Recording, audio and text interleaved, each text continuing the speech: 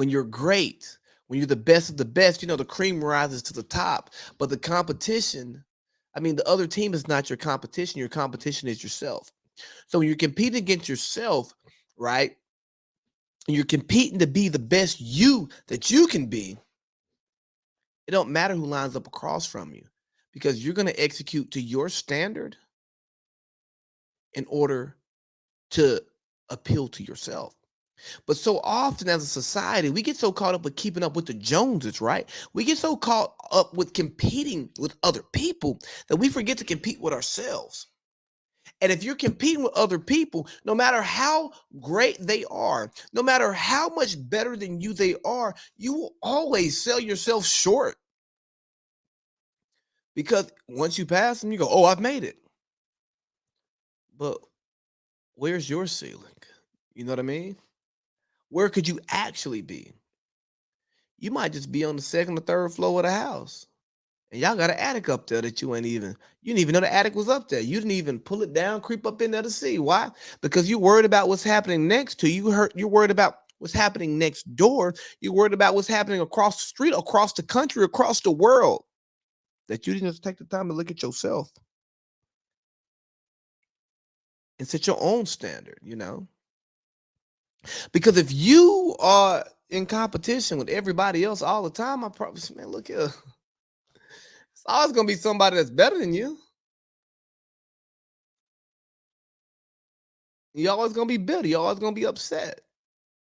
You know, there's nothing wrong with keeping score. Looking next door to see how things are going. But understand, ultimately, the competition is internal, man. The best of the best, the elite of the elite, they compete with themselves. Like when I come in here and I record, I'm gonna personalize. When I come in here and record this podcast, I'm competing with myself. Are there people out here who are taking up market share that I would love? Absolutely, yeah. That goes without saying. Do I want some of that market share? Absolutely. But do I see them as competition? Not really. Do I see them as people who may be stealing, 30 minutes, an hour of somebody else's time from me? I mean, just a little bit.